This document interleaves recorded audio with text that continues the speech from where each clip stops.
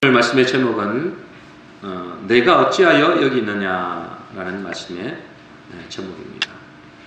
내가 어찌하여 여기 있느냐.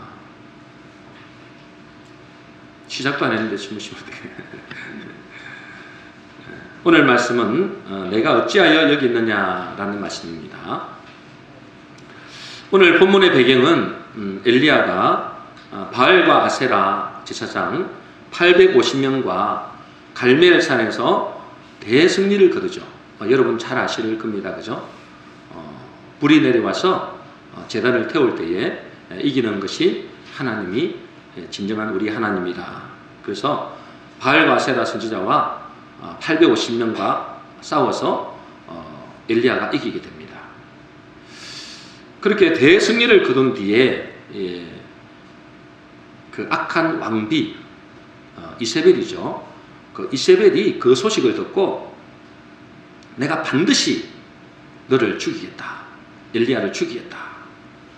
그 한마디에 낙심하고 두려워해서 40주 40야를 걸어서 호렙산에 숨어있는 장면입니다.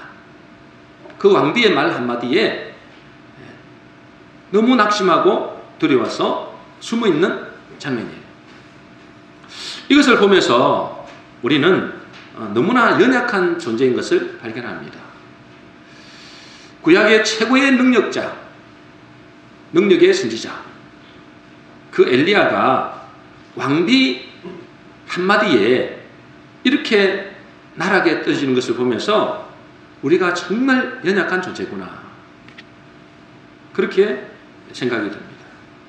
이렇게 연약한 존재가 어떻게 해야 이 세상에서 강하고 담대하게 또 행복한 존재로 살아갈 수 있겠는가? 이렇게 낙심에 빠져 있는 엘리야에게 하나님은 이렇게 질문을 하십니다. 우리 한번 읽어보겠습니다. 9절 말씀인데요. 같이 읽어볼까요? 시작. 엘리야가 그곳 굴에 들어가 거기서 머물더니 여호와의 말씀이 그에게 임하여 이르시되 엘리야야 내가 어찌하여 여기 있느냐? 내가 어찌하여 이렇게 낙심자절하여 스스로 숨어 있느냐? 그렇게 말씀하시는 거죠. 지난주 아담과 하와에게 우리에게 뭐라고 말씀하셨어요? 내가 어디 있느냐? 그렇게 질문하셨어요.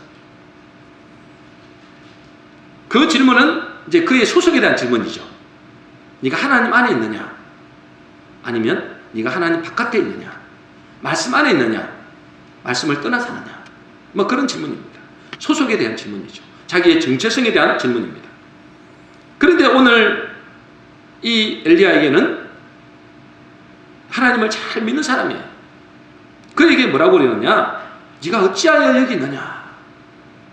이것은 예수 믿는 우리의 존재 이유에 대한 질문입니다. 다시 말해서 사명에 대한 질문이에요.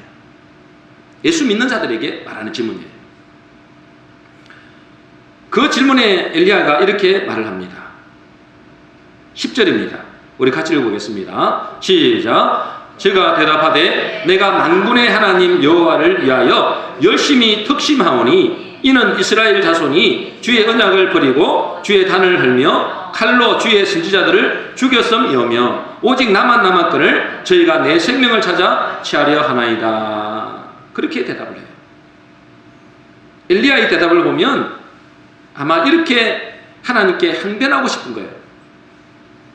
내가 주님을 위하여 열심히 특심했다는 거죠. 내가 열심히 했다는 거죠. 주님, 제가 주님을 위하여 얼마나 열심으로 일했습니까? 주일 예배도 잘 지키고 신약생활도 얼마나 제가 봉사도 열심히 하고 이렇게 헌금도 잘하고 내가 얼마나 열심히 했습니까? 그런데 주님은 이 상황에서 저를 도와주지 아니하시고 저 악한 이세벨이라는 여자가 내 생명도 죽이려 하는데 어떻게 가만히 보고만 있습니까? 오히려 상황이 오히려 더 안 좋아집니까? 나는 이렇게 열심히 하는데 하나님을 위하여 이렇게 열심으로 특심으로 하는데 왜 나에게는 상황이 더 안 좋습니까? 왜 사람들은 더 악해집니까? 우리도 이와 비슷합니다. 그죠? 우리가 이럴 때도 있어요. 왜 내가 이렇게 주를 위해서 헌신하고 열심으로 섬기고 예배도 빠짐없이 나오는데, 그리고 기도하는데 이렇게 나에게 문제가 많습니까? 왜 내게는 이런 대적들이 많고 내 주변에는 이런 원수 같은 사람이 많습니까? 왜 주님은 나를 좀 도와주지 않습니까? 이렇게 하나님 앞에 하소연하는 것입니다. 그것도 최고의 능력의 선지자 엘리야가. 왜 이런 일이 벌어질까요? 내 힘으로 열심으로 하나님 일을 한다고 나를 지킬 수 없다는 것입니다. 하나님은 우리가 열심과 특심으로 하나님의 일을 하기를 원치 않습니다. 그래서 하나님은 엘리야에게 여호와 앞에 세우시고 무엇을 보여주시느냐? 11절 말씀인데요. 제가 한번 읽어볼게요. 화면만 보세요. 화면만 제가 읽어보겠습니다. 여호와께서 지나가시는데 여호와 앞에 크고 강한 바람이 산을 가르고 바위를 부수나 바람 가운데에 여호와께서 계시지 아니하며 바람 위에 지진이 있으나 지진 가운데서도 여호와께서 계시지 아니하며 또 지진 위에 불이 있으나 불 가운데서도 여호와께서 계시지 아니하더니. 다시 말해서 열심과 특심으로도 하나님이 우리 가운데 계시지 않을 수 있다는 거예요. 엄청난 기적과 능력이 있는 곳에서도 하나님이 안 계실 수도 있다는 거예요. 하나님의 능력은 드러날 수 있어요. 그러나 그곳에 하나님이 계시지 않을 수도 있다는 것입니다. 귀신을 쫓아내고 병 고치고 놀라운 일을 행해도 그곳에 하나님이 안 계실 수도 있다는 것입니다. 그래서 우리가 마태복음 7장에 보면 그렇잖아요. 내가 주의 이름으로 신지자 노릇하며 귀신도 쫓아내며 병도 고치고 기적과 표적도 행했는데 나는 너를 모른다 그래요. 그곳에 놀라운 기적과 역사가 일어난다 할지라도 그곳에 하나님이 꼭 계시다고 보장은 할 수 없습니다. 그 다음에 12절에 뭐라 하느냐? 12절 우리 한번 읽어보겠습니다. 시작. 불 후에 샘이 앞에요. 없어요? 제가 아침에 아까 확인했는데 뒤에 한번 넘겨보세요. 넘겨드렸어요. 제가 읽어드릴게요.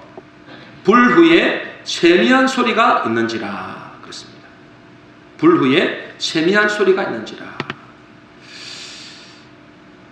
강한 바람이 산을 가르고 바위를 부수고 또 바람 위에 지진이 있고 또 지진 위에 불이 있지만은 그곳에 여호와께서 계시지 아니하더니 어디에 하나님의 음성이 있다고요? 불 후에 세미한 소리가 있는지라. 그렇습니다. 하나님은 이 세미한 소리를 언제 보여주시느냐?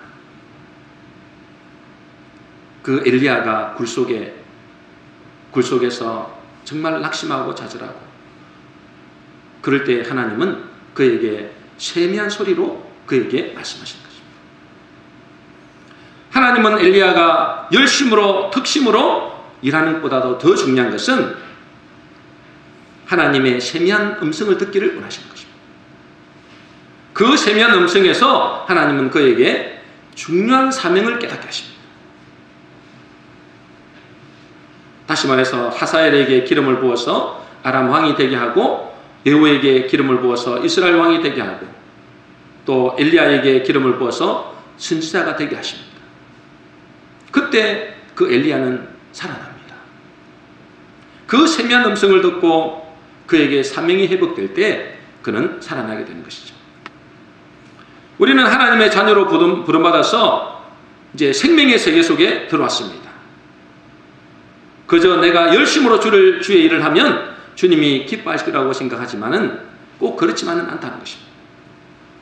하나님이 원하시는 것은 뭐냐면 하나님의 세미한 음성을 듣기를 원하신다. 하나님의 세미한 음성을 들으려면 반드시 엘리야가 굴에 있었던 것처럼 우리의 골방이 있어야 된다라는 것입니다. 그때서 하나님은 우리에게 내가 사는 이유가 무엇인지 또 왜 내가 존재하는지에 대한 답을 주신다는 것입니다. 그 분명한 답이 우리에게 올 때 우리 인생은 살아납니다. 하나님이 부여하신 내 존재 목적에 대한 답이 없으면 인생은 답답하고 방황합니다. 엘리야처럼 이 작은 문제, 아무것도 아닌 것으로 쉽게 낙담하고 낙심합니다. 여러분은 왜 내가 이 땅에 존재하는지 그 이유를 아십니까? 여러분들은 왜 이 땅에 존재하죠? 왜 내가 이 가정에 태어났으며 왜 이 직장에 보내셨으며 이 문제 많은 세상에 왜 보내시는지를 여러분은 아세요?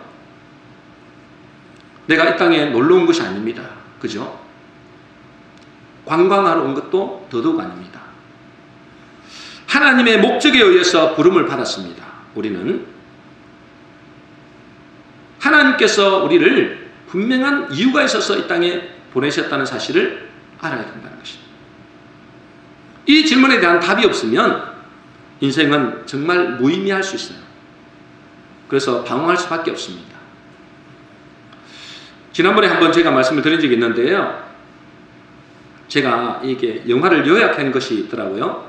그게 보니까 Amazing Mary라는 영화를 제가 요약한 영화를 봤어요.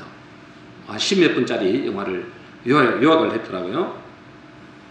근데 그 영화에 이런 내용이 나와요. 한 천재 여자 수학자가 있어요. 한 천재 수학자예요. 여자 수학자인데 그 천재 이 수학자에게 딸이 있는 것입니다. 근데 그 딸 이름이 메리예요. 메리. 근데 그녀의 딸도 천재예요. 근데 그 영화에서 그 메리의 엄마는 세계적으로 풀지 못하는 난제 중에 난제 7문제가 있는데 그 중에 하나를 풀어냅니다. 그만큼 수학에 있어서 천재 중에 천재예요. 세계적인 천재죠. 그런데 그 천재 엄마가 그 어려운 문제를 풀고 난 뒤 바로 그 다음 문제를 대면하고는 그만 자살을 하게 됩니다. 그렇게 어려운 문제 7문제 중에 한 문제를 풀 만큼 세계적인 수학자인데 그 다음 문제를 딱 보고는 그가 낙심해서 자살을 해버려요. 그 천재 엄마를 죽음으로 이끈 그 한 문제가 뭐였느냐? 이젠 뭘 하지? 라는 질문이었어요. 이젠 뭘 하지? 그 엄청난 수학 문제를 풀고 난 뒤에 인생의 문제가 나온 거예요. 근데 그 문제를 도저히 풀 수가 없는 겁니다. 그렇게 머리가 좋은 수학자였는데 그리고 나서 이젠 뭐 하지? 그 수학 문제는 풀었지만은 정작 자신이 누군지 또 자기가 무엇을 위해 살아야 되는지에 대한 답을 못 얻는 거예요. 그래서 그녀는 자살을 선택합니다. 인생에 살아야 할 이유를 찾지 못한 것이죠. 왜 살아야 하는지를 모르는 거예요. 그렇게 어려운 수학 문제는 풀었는데 정작 내가 왜 존재하는 것이지? 내가 앞으로 무엇을 위해 살아야 되지? 이제 뭘 하지? 답이 없는 것입니다. 자살했거든요. 여러분 누굽니까? 또 무엇을 위해 삽니까? 여러분 무엇을 위해 살아요?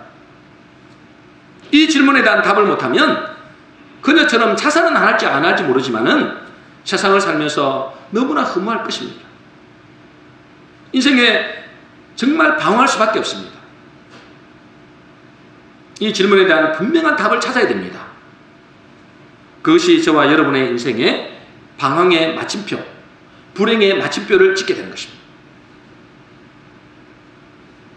우리 예수 믿는 사람들이 깨달아야 할 것이 두 가지가 있죠. 하나는 지난주에 말씀드린 대로 하나님이 나를 부르셨다. 이 사실을 깨달아야 됩니다. 누가 나를 불렀다고요? 하나님이 나를 부르셨다. 여러분 이 사실을 꼭 깨달아야 됩니다. 하나님이 나를 불렀다면 하나님의 나의 모든 인생을 책임진다. 여러분 이 사실을 깨달아야 여러분의 마음에 염려 걱정이 없을 겁니다. 그렇겠죠? 그분은 전능하신 하나님. 그 하나님이 나를 불렀다면 나의 전 인생을 책임지지 않겠습니까? 그것이 깨달아질 때 우리의 마음에는 뭐가 온다고요? 평강이 옵니다. 행복해집니다. 하나님이 나의 전 인생을 책임지시겠구나.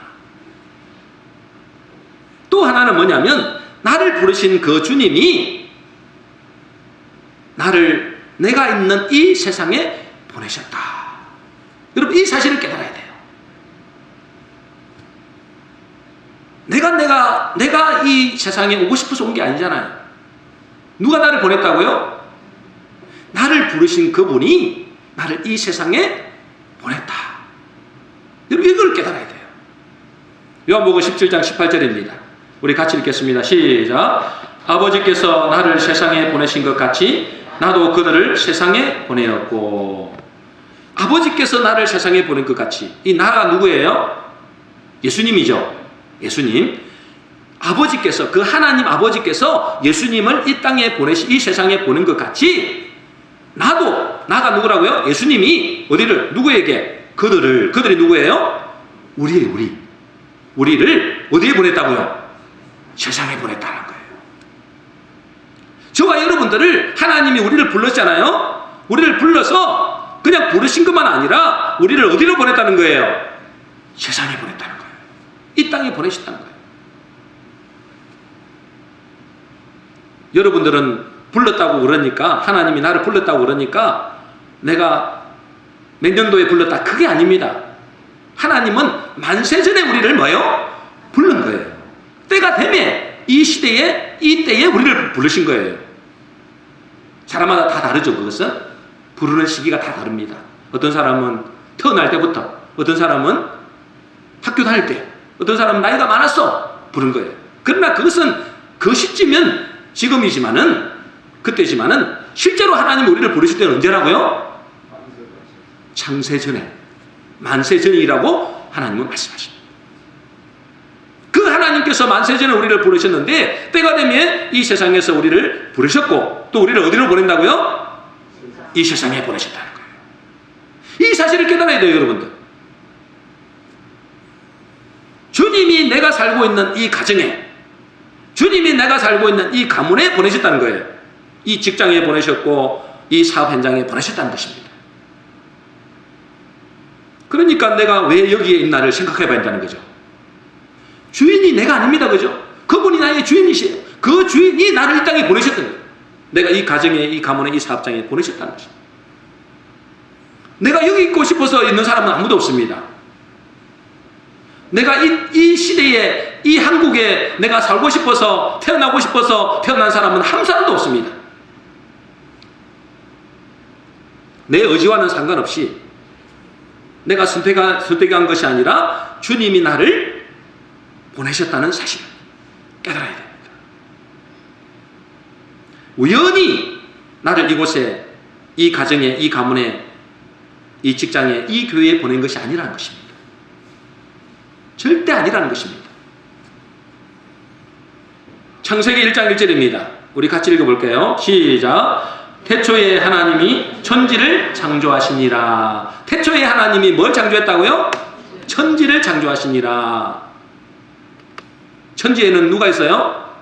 우리도 소속되어 있습니다. 그죠? 하나님이 우리를 창조하셨다는 것입니다. 근데 이 창조하시니라, 이건 히브리어로 바라 그럽니다. 그래서 베레시트 바라 그래요. 태초에 창조하시니라, 그렇게 나오거든요. 창조하시니라, 깨우시기 바랍니다. 창조하시니라. 창조가 뭐예요? 창조하시니라. 히브리어 바라가 뭐라고요? 의미가 뭐라고요? 명확한 목적을 세우고 그 목적을 따라 만들다라는 뜻입니다. 그냥 의미 없이 만든 게 아니라는 거예요. 내가 아이고 심심하니까 내가 한번 만들어보자, 이게 아니라는 거예요. 모든 하나님이 창조하신 모든 피조물에는 뭘요? 명확한 목적을 세우고 그 목적을 따라 만들었다는 거예요. 하물며 이 마이크도, 그죠? 이 연필도 목적이 있어서 만들었잖아요. 하물며 우리는, 하나님이 보시기에 가장 존귀한 우리는 분명한 목적이 있어서 우리를 만드셨고 또 이 땅에 보내셨다는 것입니다. 그러니 절대로 우연히 재수 없어서 이 가정에 태어난 것도 아니고 이 직장에, 이 교회에 보내신 사실이 아니라는 것입니다. 이것을 아는 것을 보고 뭘 안다 하느냐? 사명을 안다. 따라하겠습니다. 사명을 안다. 뭘 안다고요? 사명을 안다. 하나님이 나를 불렀다는 것은 뭘 아는 거예요? 소명을 안다는 것입니다. 부를 소자. 지난주에 했죠. 하나님이 나를 불렀다. 그것이 소명입니다. 소명을 아는. 그 다음에 사명을 알아야 우리는 행복한 존재가 됩니다. 이것이 결론나지 않으면, 여러분 이것을 깨닫지 못하면 우리가 당하는 모든 문제, 생사하복의 문제, 생로병사의 문제, 이 고난과 고통의 문제를 해결할 수가 없습니다. 그래서 그 여자처럼 머리는 천재지만 인생의 문제를 해결할 수 없어서 자살하게 됩니다. 자살까지는 안 갈지 모르지만 방황하게 됩니다. 허무합니다. 몇 주 전에 말씀드렸는데 우리 인간은 다른 동물들과는 다른 점이 있다고 했습니다. 무엇이 다릅니까? 동물과 다른 점은 우리 인간은 뭐가 있다는 거예요? 네? 뭐가 있다고요? 돈이 있다고요? 아, 영혼이 있다. 네, 예, 영혼이 있다. 그렇죠. 영혼이 있습니다. 그죠? 영혼이 있는데, 그걸 이렇게 제가 말씀드린 게 아니에요. 제가 영혼이 있다, 영혼이 있어서 뭐 다른 동물과 다르다는 말을 한 적이 없는데, 네, 했나요? 뭐 저도 기억이 없으니까. 우리 인간이 동물과 다른 점은 뭐라고요? 하나님의 뭐요? 말씀을 담은 존재다. 그랬습니다. 그걸 보고 뭐라 했어요? 아담이다. 그랬죠. 다 잃어버렸죠? 몇 주 안 됐어요. 한 달도 안 됐어요. 한 달도. 어쨌든 감사합니다. 그 잊어주셔야 또 제가 또 설교를 하죠. 우리 인간은 사람, 아담이라고 그래요. 아담. 그 아담은 뭘 담은 존재라고요? 하나님의 말씀을 담은 존재다. 그게 아담이라 했잖아요. 알렛, 달렐, mem. 하나님의 말씀을 담은 존재. 그게 뭐요? 사람이에요, 사람. 하나님의 말씀을 담지 않는 존재가 짐승이 되겠죠. 짐승, 동물이란 말이죠. 그냥 짐승도 아니고 인간은 뭐예요? 이성 없는 짐승 또는 멸망하는 짐승이다 그랬어요. 시편 49편 20절에 보면 이런 말씀 있어요. 종기에 처한데, 우리가 뭐예요? 종기한 존재인데 깨닫지 못하는 자는 뭐가 같다고요? 멸망하는 짐승 같도다 그랬어요. 종기에 처하는데, 분명히 우리는 종기한 자인데 깨닫지 못하면, 하나님의 말씀을 깨닫지 못하면 멸망하는 짐승 같다 그랬어요. 여러분, 하나님의 말씀을 담은 자가 곧 사람입니다. 반대로 하나님의 말씀을 담지 못하는 자는 멸망하는 짐승 같다. 그래서 하나님의 언약이 그 마음속에 있는 자, 하나님의 언약을 아는 자, 그 사람이 하나님의 사람입니다. 어떤 사람이 하나님의 사람이라고요? 하나님의 언약을 담은 자, 하나님의 말씀을 담은 자, 그 사람이 어떤 사람이라고요? 하나님의 사람이다. 그래요. 우리 한글에서도 이렇게 설명하는 거 제가 봤습니다. 우리 한번 볼까요? 사람 그러죠. 사람. 사람은 뭐의 준말이냐면 살다, 살다, 그 다음에 알다, 살다와 알의 준말이래요. 그 의미는 뭐라고요? 살아있는 이유를 아는 것입니다. 그게 사람이에요. 내가 왜 살아있는지를 아는 사람이 사람이란 말이에요. 그걸 모르는 사람은 짐승 같은 거죠. 짐승 같습니다. 왜 그럴까요? 그 사람은 먹고 마시고 마시는 이것밖에 모릅니다. 무엇을 먹을까 마실까 입을까 늘 그것만 염려하고 삽니다. 그게 짐승이지 뭐예요. 땅만 쳐다보고 삽니다. 땅만 쳐다보고 오로지 이 땅입니다. 눈에 보이는 이 세상입니다. 그것은 짐승이지 사람이 아닙니다. 하나님 보실 때는 그게 사람이 아니에요. 하나님의 사람은 아니다 그 말이에요. 하나님이 나를 있게 한 나의 존재 이유를 아는 사람, 나의 존재 목적을 아는 사람이 진정한 하나님의 사람이다 라고 하는 것입니다. 그런 의미에서 여러분들은 하나님의 사람이 맞습니까? 아멘 하시기 바랍니다. 하나님의 사람이 맞습니까? 네. 그래서 하나님의 말씀을 듣고 그 말씀을 따라가는 이스라엘 백성들을 보고 뭐라고 하시느냐? 뭐라고 하셨을까요? 하나님이 이스라엘 백성들을 불렀잖아요. 그래서 그들에게 뭐요? 하나님 말씀을 듣게 하고 그 말씀을 따라갔잖아요.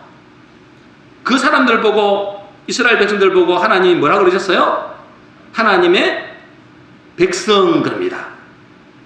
하나님의 백성 그러기도 하고, 다른 말로는 뭐냐면, 언약의 백성이다 그럽니다. 따라하겠습니다. 언약의 백성.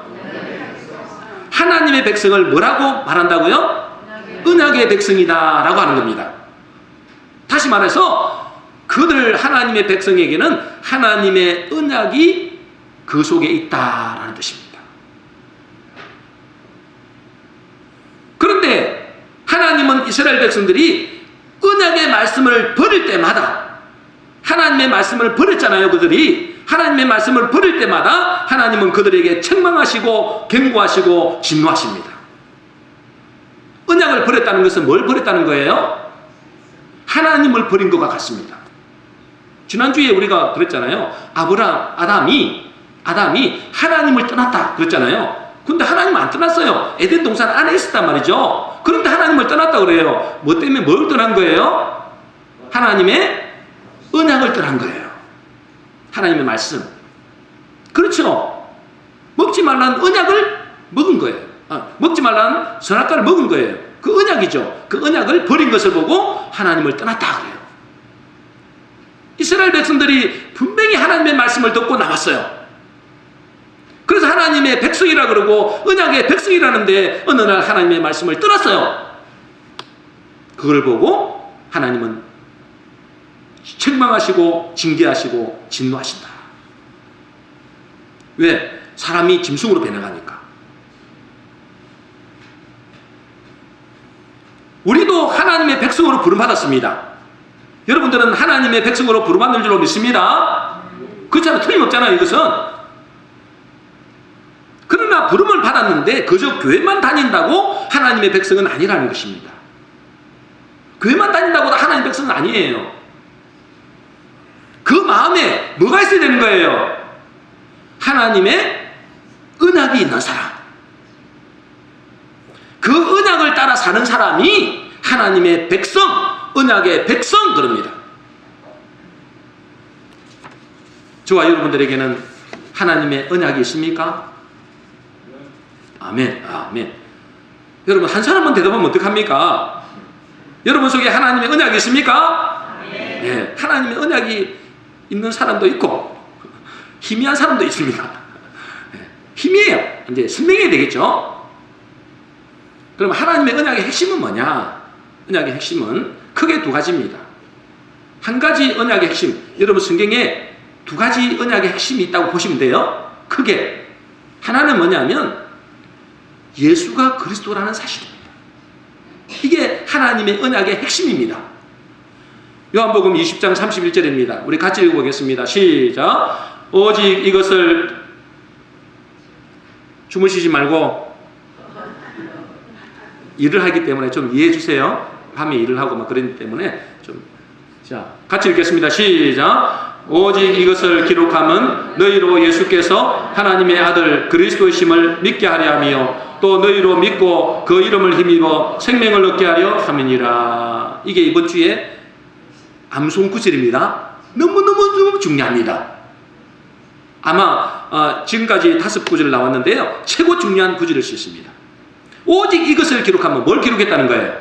성경을 기록하면 너희로 예수께서 뭐요? 하나님의 아들 그리스도이심을 믿게 하려 하며. 예수께서 누구다 말이에요? 하나님의 아들이시고 또 뭐요? 그리스도시다 그러죠. 그래서 주는 그리스도시요 살아계신 하나님의 아들이십니다. 이게 너무너무 중요하다는 거예요. 그리고 그것을 믿음으로 우리에게 뭘 주신다는 거예요? 생명을 주신다. 이게 뭐냐면 성경 전체의 언약의 핵심 중에 핵심입니다. 그래서 예수님이 그리스도인 것을 믿음으로 우리가 구원 얻고 영생을 얻는다. 이게 성경의 전체의 핵심입니다. 이 언약을 알고 이 언약을 믿음으로 받아들이는 사람, 그 사람이 어떤 사람이라고요? 어떤 사람이에요? 언약의 백성이다. 따라하겠습니다. 언약의 백성이다. 이게 언약의 핵심이잖아요. 언약의 핵심이에요. 예수님이 누구라고요? 하나님의 아들이시며 그분이 누구라고요? 그리스도시다. 그것을 믿을 때 어떻게 된다고요? 영생을 얻는다. 이것이 여러분들에게 마음에 있는 사람은 언약의 백성이다. 또 한 가지 언약이 있는데 마태복음 24장 14절입니다. 같이 읽겠습니다. 시작. 이 천국 복음이 모든 민족에게 증거되기 위하여 온 세상에 그제야 끝이 오리라. 아니 여러분들이 안 따라하니까 제가 이게 열리는지 안 되는지 모르잖아요. 따라하시기 바랍니다. 네, 하세요. 같이 읽겠습니다. 다시 하겠습니다. 시작. 이 천국 복음이 모든 민족에게 증거되기 위하여 온 세상에 전파되리니 그제야 끝이 오리라. 이 천국 복음이, 그죠? 이 복음이잖아요. 얼마나 귀한 복음이에요. 우리의 능력으로, 우리의 공로로, 우리의 선행으로 구원받은 게 없잖아요. 우리 영원히 죽을 수밖에 없는 우리를 그 예수님이 그리스도로 이 땅에 오셔서 그것을 믿는 자마다 그 사람은 예수 믿고 구원받고 영생을 얻게 하신다. 이게 얼마나 귀한 복음이에요. 이게 하나님 언약이라니까. 언약, 약속이라고요. 그 약속을 모르면 여러분들은 절대로 천국 백성은 될 수가 없습니다. 근데 이 천국 복음이 어떻게 된다고요? 모든 민족에게 증거되어야 된다. 그제 뭐가 온다고요?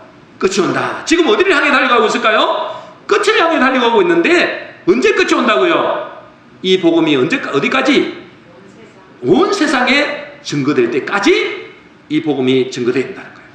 이게 뭐냐면 두 번째 핵심 언약입니다. 그래서 예수님의 마지막 명령도 이 복음을 모든 민족에게, 모든 족속에게 복음을 전하라 그랬어요. 믿습니까? 여러분들 이 정도는 알잖아요. 그죠? 이 정도는 아시잖아요. 땅끝까지 복음을 전하라. 만민에게 복음을 전파하라. 여러분 아시잖아요.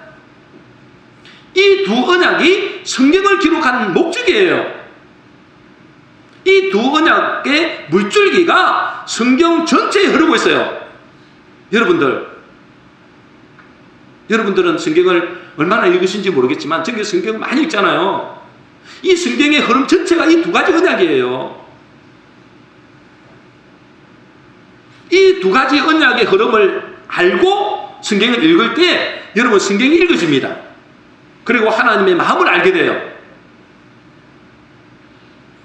그래서 이 언약 속에 있는 사람은 반드시 복을 받게 됩니다.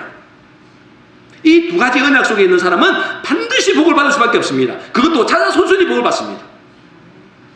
그 언약을 모르고 그 언약을 떠나 살게 되면 어떻게 되는가? 시편 107편 10절 11절입니다. 우리 같이 읽겠습니다. 시작. 사람이 흑암과 사망의 그늘에 앉으며 공고와 쇠사슬에 매임은 하나님의 말씀을 거역하며 지존자의 뜻을 멸시함이라. 자, 사람이 흑암과 사망의 그늘에 앉으며, 그죠? 얼마나 고통스러운 곳이겠어요. 그죠? 그리고 공고, 얼마나 고통 가운데 있단 말이에요. 고통 가운데. 공고와 쇠사슬의 매임은 완전히 묶여있잖아요. 사람들이 돈에 묶이고 사람에 묶이고 환경에 묶이고 현실에 묶이고 묶여있잖아요. 왜 그런다고요? 하나님의 말씀을 거역하며 하나님의 언약을 떠나 있으며 잃어버리며 이 말이에요. 하나님의 언약을 잃어버렸다는 거예요. 그래서 사람들이 고통 가운데 있는 거예요. 많은 사람들이 첫 번째 언약인 예수를 그리스도로 믿음으로 하나님 백성이 되었는데 그리고 난 다음에 이 두 번째 언약을 잃어버리거나 그 언약을 위해 살지 않고 늘 자기 육신을 위해서 살기 때문에 인생이 힘들고 지치고 방황하는 경우가 많습니다. 오늘 엘리야도 왜 낙심과 좌절과 절망 가운데 빠져 있습니까? 이 두 번째 언약을 잃어버렸어요. 자기 사명을 잃어버린 거예요. 그때 하나님이 하나님이 그에게 질문하시는 세미한 음성이 뭐라고요? 네가 어찌하여 여기 있느냐? 네가 어찌하여 여기 있느냐? 동일하게 우리에게도 질문하는 거예요. 네가 어찌하여 낙심하여 여기 있느냐 하는 거예요. 우리도 마찬가지입니다. 많은 사람들이 나는 돈이 없어서 힘들다. 어떤 사람은 사람 때문에 힘들다 그래요. 어떤 사람은 내 문제 때문에 고통이다 이렇게 생각해요. 그러나 그것은 본질을 모르는 것입니다. 본질을 모르는 거예요. 여러분, 사람 문제 해결되면 그 다음에 문제가 안 나올까요? 또 옵니다. 여러분, 교회 나오는데 교회 나오면 어째요? 내가 좋아하는 사람들 다 있는 게 아니잖아요. 그 사람은 진짜 우리 교회 없었으면 좋겠어. 그런 사람도 있을 수 있거든요. 근데 그 사람 없어보세요. 또 이 사람 또 다른 문제가 또 생깁니다. 이 문제만 없어지면 하나님 참, 이 문제만 해결되면 내가 하나님 잘 믿을 것 같은데 그 문제 없어버려. 또 다른 문제가 온다니까. 여러분, 본질을 모르면 안 됩니다. 본질을 모르면. 힘들고 고통당하는 진짜 이유는 내가 이 세상에 왜 존재하는지, 왜 내가 이 가정에, 이 직장에, 이 교회에 보낸지 이유를 모르면 여러분들은 그 고통에서 절대로 해결할 수 없습니다. 한마디로 말해서 언약을 떠나면 여러분들은 그 고통을 없앨 수가 없어요. 성경 인물들 다 그렇습니다. 여러분들, 내가 증거를 대볼게요. 아담이 언제 고통을 당했습니까? 아담이 언제 고통을 당했어요? 하나님의 언약을 떠난 뒤부터. 그렇죠? 하나님의 언약을 떠난 뒤부터 그에게 고통과 방황과 절망과 죽음이 찾아왔어요. 이스라엘 백성들이 언제 고통을 당했습니까? 아까 말씀드린 대로 하나님의 언약을 잃어버린 뒤부터. 여러분이 잘 아는 요나는 큰 물고기 뱃속에서 죽음의 고통을 당했어요. 언제 그렇습니까? 하나님의 언약인 니느웨 성의 복음을 증거하는 그 하나님의 언약을 버리고 도망가다가 그랬어요. 심지어 초대교회가 왜 큰 핍박과 환난을 당했습니까? 하나님의 언약인 복음을 예루살렘과 온 유대와 사마리아와 땅끝까지 전하라고 했는데 그들은 어디에만 머물렀어요? 예루살렘과 온 유대에만 머물렀어요. 그래 하나님이 강력한 핍박을 통해서 전 세계를 얻어버리는 거예요. 언약을 잃어버렸기 때문에. 여러분, 우리가 이 세상에 살면서 힘들고 고난 속에 살 수밖에 없지만은, 그러나 그 고난이 힘든 이유는 본질적으로 하나님의 언약을 잃어버렸기 때문에 그래요. 두 가지 중에 하나입니다. 예수가 그리스도 사실을 모르거나, 이것은 아는데 하나님이 나에게 맡기신 그 사명을 모르거나, 내가 왜 이 가정에 태어났으며, 내가 왜 이 가문에 태어났으며, 내가 왜 이 직장에 이 사람을 만나게 했으며 이 교회에 오게 했는가, 그 사실을 모르게 되면 여러분들은 고통 가운데 살 수밖에 없습니다. 그게 성경 전체의 이야기예요. 사람이 흑암과 사망의 그늘에 앉으며 공고와 쇠사슬에 매임은 하나님의 말씀을 거역하며 지존자의 뜻을 멸시함이라. 언약을 떠났다 이 말이에요.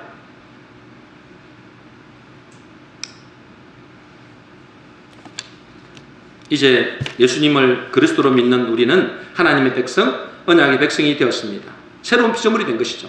고린도서 5장 17절입니다. 같이 읽겠습니다. 시작. 그런즉 누구든지 그리스도 안에 있으면 새로운 피조물이라. 이전 것은 지나갔으니 보라 새 것이 되었도다. 자, 그리스도 안에 있으면, 여러분의 첫 번째 언약인 그리스도 안에 들어온 사람이라면 뭐가 된 거예요? 새로운 피조물이 된 것입니다.